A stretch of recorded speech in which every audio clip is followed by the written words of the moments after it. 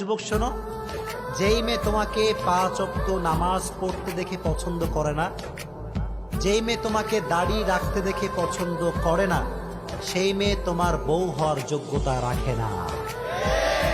এত আস্তে কইলেন, জোরে কোন ঠিক না বেঠে? যেই মেয়ে ছেলেকে 5 ওয়াক্ত নামাজি পড়তে দেখে পছন্দ করে না, কয় খ্যাত, আমি বলবো যুবক, ওই মেয়ে তোমার বাড়ির সদস্য হওয়ার যোগ্যতা রাখে না। আর এখন তো মেয়েদের একটা স্টাইল বের হয়েছে, টাকাওয়ালা যার মেয়ে হয়েছে তার। চিল্লায় কোন ঠিক কিনা? কথা ঠিক না বে ঠিক? একটা সওয়াল দেখতে খুব সুন্দর, স্মার্ট ছেলে, 5 ওয়াক্ত নামাজ পড়ে, কিন্তু গাড়ি নাই, বাইক নাই, ক্যামেরা নাই, ওর পেছনে কোনো মেয়ে ঘোরে না। চিল্লায় কোন ঠিক কিনা?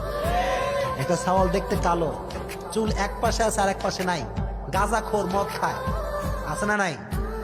কিছু কিছু মেয়েদের রুচি এত খারাপ, কয় এই গাঁজাখোর আমার লাগবে। ছিল এখন ঠিক কিনা?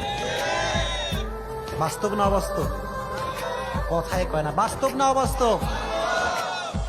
বউ, এই বাইক, এই ক্যামেরা, এই টাকা পয়সা, এটা আজ আছে কাল থাকবে না, কিন্তু চরিত্রবান ছেলেকে বিয়ে করলে আপনার জীবনে সফলতার সুখ দিবে একজন, তিনি কে?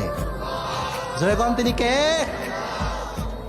এই জন্য বোন যখন কাউকে বিয়ে করবেন,